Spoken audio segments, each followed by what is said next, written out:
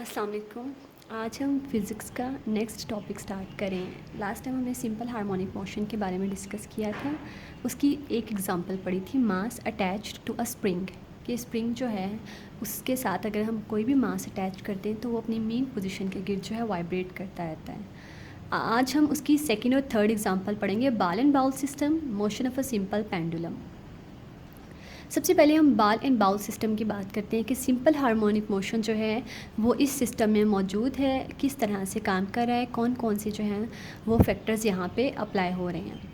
ठीक है, आप सबसे पहले इसके लिए एक बाउल लिया कोई सा भी और एक बॉल ले ली। ठीक है, ये रेड कलर की मैंने बॉल शो की हुई है और ये हमारे पास कोई सा भी बाउल था। इस पॉइंट पे जो है मैंने बाउल जो के अंदर है बाल जो है वो रख दिए। अब इस बॉल जो है जिस पॉइंट पे वो मौजूद है उससे मैंने ओ का नाम दिया है और वो हमारे पास मेन पोजीशन कहलाएगी। ठीक है, अब यहाँ पे इसके ऊपर हमने कोई फोर्स नहीं लगाई। ठीक है, इट मीन्स हम ये कह सकते हैं एफ़ किसके इक्वल है, ज़ीरो के। ठीक है, एफ़ किसके इक्वल है, ज़ीरो के, या फिर हम मिनिमम भी कह सकते हैं कि फोर्स यहाँ पे जो लग रही है वो मिनिमम है। ठीक है, ये तो थी एक कंडीशन जब हमने स्टार्ट किया उसको। अब हम जो है बॉल जो है उसे उठा के यहाँ से जो है वो उठा के इस पॉइंट पे लेके आ गए। ठीक है, इस पॉइंट पे, इस पॉइंट को मैंने ए का नाम दिया, यहाँ पे लिखा हुआ ए। ठीक है, जिसे हमने एक्सट्रीम पोजीशन कहा है, और ये दूसरी भी, इसे भी हमने एक्सट्रीम पोजीशन कहा है कि जहाँ तक बॉल जो है वो मूव कर सकती है। ठीक है, जहाँ तक वो गई है।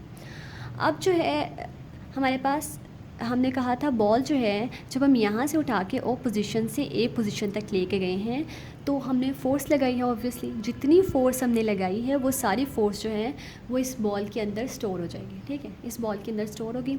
उस फोर्स को हमने रीस्टोरिंग फोर्स का नाम दिया, रीस्टोरिंग फोर्स। ठीक है, अब जितनी फ़ोर्स इस बॉल के अंदर स्टोर हुई थी वो फ़ोर्स जो जब तक कंज्यूम नहीं होगी तब तक बॉल क्या करेगी, अपनी मेन पोजीशन के गिर्द यानी कि ओ पॉइंट के गिर्द क्या करेगी, वाइब्रेट करती रहेगी या मूव करती रहेगी। ठीक है, अब ये ओ पॉइंट पे लेके गए, यहाँ पे ला के हमने बॉल को क्या कर दिया, छोड़ दिया है। ठीक है, जब हम बॉल छोड़ेंगे तो ये बॉल क्या करेगी, इस तरफ को मूव करना शुरू कर देगी। ठीक है, अब वो ओ पॉइंट पे आएगी, ओ पॉइंट पे आके वो रुकती नहीं है।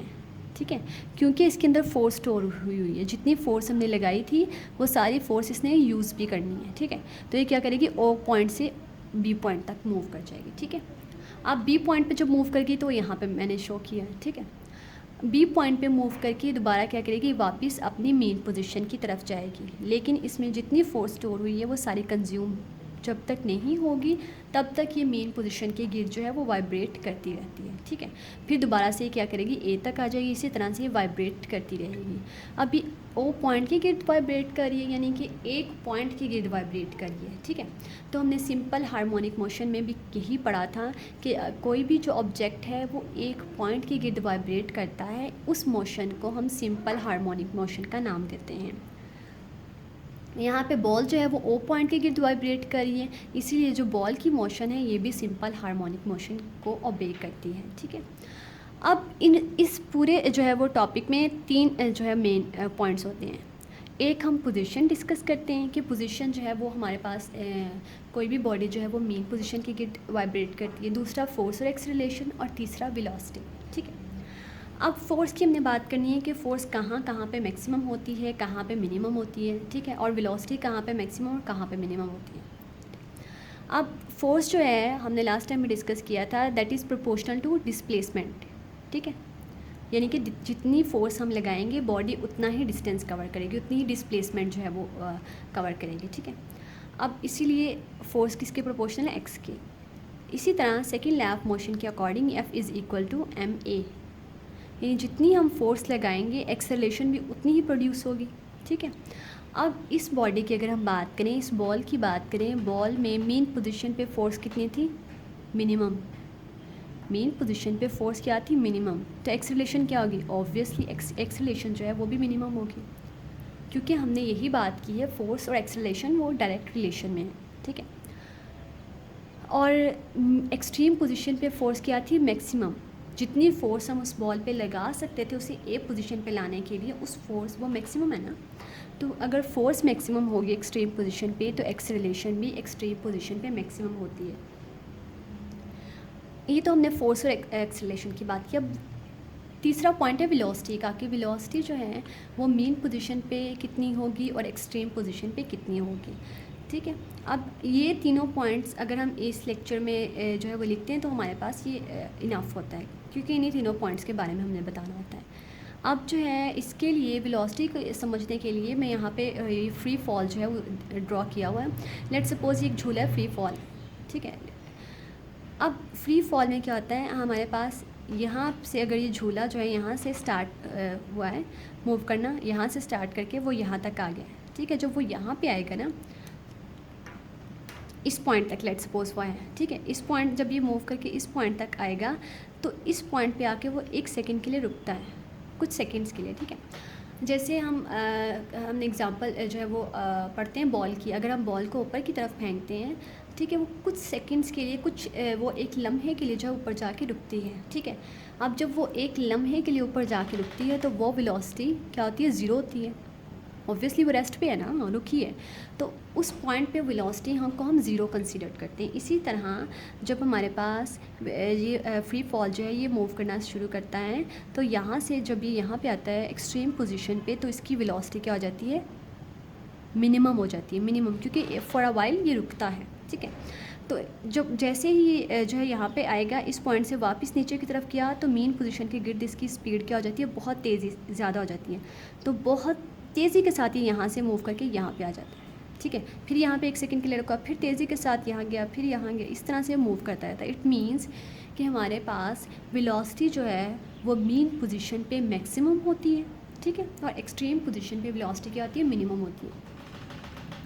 इसी के साथ थर्ड एग्जांपल है motion of a simple pendulum, कि पेंडुलम जो है उसमें किस तरह से जो है वो सिंपल हार्मोनिक मोशन जो है वो काम कर रहा है, और जो है वो उसमें किस तरह से जो है कौन कौन से फैक्टर्स जो हैं वो मौजूद हैं, मीन फोर्स कितनी है, एक्सेलरेशन कितना है, वेलोसिटी क्या है, ये सारी चीज़ें, ठीक है। अब जो है ये हमने एक पेंडुलम ड्रॉ किया हुआ, ये इसकी लेंथ है L, जिसे मैंने L से रिप्रेजेंट किया हुआ था, ठीक है। इसके साथ एक बॉल है जिसका वेट डाउनवर्ड एक्ट कर रहा है, W=mg। अब इस पेंडुलम को मैं यहाँ से डिस्प्लेस करके उठा के यहाँ पे ले गई इस पॉइंट पे। ये O पॉइंट है ना, O को हमने मेन पोजीशन कहा है। जब A पॉइंट पे लेके गई हूँ, A हमारे पास क्या है, एक्सट्रीम पोजीशन, ठीक है, A एक्सट्रीम पोजीशन। अब क्या होता है हमारे पास, हम जब बात करते हैं, ये हमारे पास है फैक्टर mg cos थीटा, ठीक है। mg cos थीटा जो है ये बिल्कुल ऑपोजिट डायरेक्शन में है टेंशन फोर्स के। टेंशन इस तरफ लग रही है ऊपर की डायरेक्शन में, इसके बिल्कुल ऑपोजिट डायरेक्शन में जो फोर्स लग रही है वो है वेट की। अब वेट की यहाँ पे mg cos थीटा फोर्स कैसे वेट आ गया, वेट का कंपोनेंट्स कैसे बन गए। यहाँ पे जो है बॉल जो होती है इस पॉइंट पे, अगर हम किसी भी चीज़ को ड्रॉ करते हैं, कंपोनेंट्स जो हैं यहाँ पे बॉल के बन गए, ठीक है।